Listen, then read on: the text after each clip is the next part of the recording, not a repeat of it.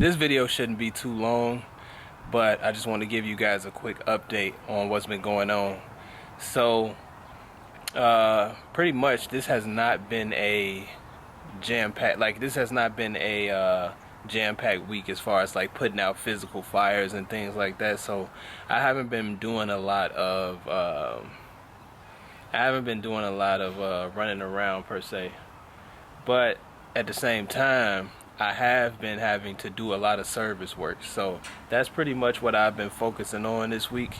And then also getting a tenant and securing that tenant. So I am happy to say that, I did end up securing a tenant. It was not the original tenant that I originally had planned to secure that wanted to do the half security deposit payments. He ended up telling me that turns out his lease ends in July. So not June. So his plans couldn't go according to how he wanted it to go. So I end up having another prospect who ended up closing the deal. He ended up signing the lease, and he ended up sending a security deposit today. So he's going to send the actual rent money tomorrow. So we'll have that in the books, and then he can just go ahead and move in. So I am happy to say that I did close that gap with that, so that we can now, once we officially tie up these loose ends, start moving towards what it is we're going to start doing with the insurance. And I did have to save a home policy that I had, also, because what happens is when you write a home policy as an insurance agent, you have to go through the necessary things. You have to go through a home inspection and things like that, different things that you have to do, papers that you have to fill out, sign, etc. But the learning experience here was this. So when you write that policy and you have to do an inspection, you can either do a self-assessment where you take your own pictures, or you can have someone come out and inspect the property and take the pictures for you. And so this particular customer had the people come out and take the pictures for them. Now, unbeknownst to me, what I didn't know is that when these people come out, they don't keep in contact with me, the insurance agent. This process happens like literally between the inspection people that Farmers has and the customer. So I didn't know that, you know what I mean? So I'm thinking everything is done. I did my job. I wrote the policy. We made sure the inspection was set up. They said they needed to fix whatever. They fixed it. I had no idea that they didn't send I ain't gonna say they didn't send the pictures through, but the pictures didn't get sent through because the customers were confused on what to do.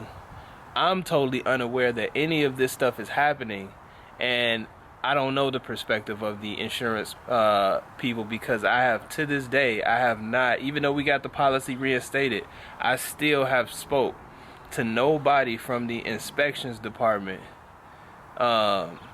in person, or over the phone, voice to voice, human to human. I had to get the policy reinstated through a chat. And so essentially, the fact that the correspondence never happened and time has passed, the date that the inspection people have set to mitigate, basically fix all the issues has passed. Now the customer gets a cancellation notice and then calls me and says, okay, I got this cancellation notice, what's going on? So that's when I find out all of this. But instead of having the original 60 days or whatever, we now have 2 weeks. And so now I'm on the phone, this and that, sending emails out, going, and they're basically stringing me along, because when you call in, you speak to a representative in another country, and then if the issue is urgent enough, they transfer it to internal. But internal just means you speak to somebody in America. And so that's when you get to the people who actually have, can do stuff. Except for these people, they can't get in contact with the inspection unit, the inspection division, because the inspection division will only respond via email unless it's within 7 days of the cancellation. Then you can chat with them, and they should take care of whatever. So because at this time we're not, in the window of the 7 days before cancellation, I'm sending the emails and stuff, and I send an email, and 5 days go past, and plus they tell you gotta wait 5 days. We're in the last 14 days of this, by the way. And so I'm sending this stuff, and we're getting close to that week, and the 5th day is like when the 7-day threshold before cancellation hits. And so I'm calling in, and I'm like, we uploaded the pictures. Mind you, went and took the pictures of the client's home myself, just to make sure we had what we needed, and I submitted it 2 weeks prior to any of this. So we're already 2 weeks into trying to mitigate the issue. All we need somebody to do is approve the freaking pictures. So I'm calling it. I sent the email. They finally sent me an email back on that 6th day, and they say the cancellation still stands. Basically all the pictures except one, all the issues except one was resolved.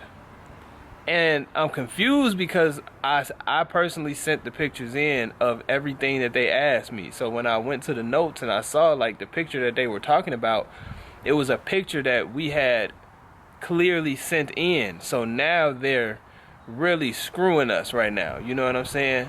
Like they're really they not on their job right now, and mind you, to the customer, luckily these are reasonable people, but this stuff kind of falls back on me as the insurance agent. You know what I mean? So it doesn't look good for me, it doesn't look good for the company, and at the same time I'm learning all of this in the mix, real time.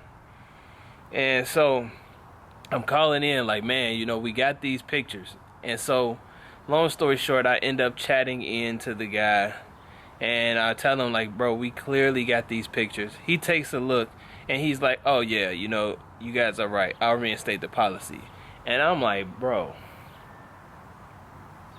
we could have been had this resolved. But also I feel like I still had to really take the lesson in it, which is like, okay, from now on moving forward, anytime you write a home policy, you need to let the clients know. I have to let the clients know, like, hey, with this inspection process, if there's anything that you have to do that they tell you they're going to do, they just understand that the inspection company, the inspection people are at no point in contact with me relaying this information to me. So if there's anything that you need to know, or there's anything that you feel like it's taking too long, they haven't hit you up, you haven't hit, you haven't hit them up, or you need to hit them up, call me so that I can be on top of it, because other than you calling me, I don't know. You know what I mean? And I don't want to see the policy get canceled because, the inspections people only respond through email.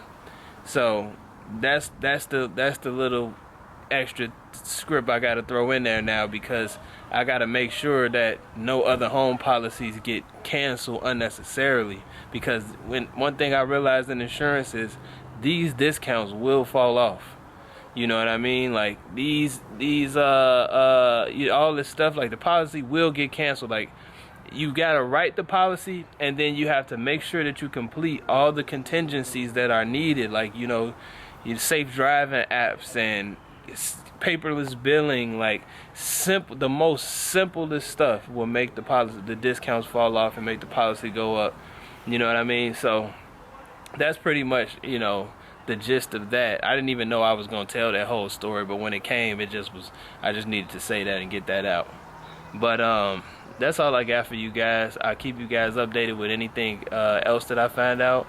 But we do have the tenant, and we did patch up the loose ends that we needed to do with the insurance policies that I had going on already. And now what I need to do is figure out what I'm going to do for the insurance, to lay up the ground floor for the insurance. Now I do have an opportunity that was presented to me to attend an expo.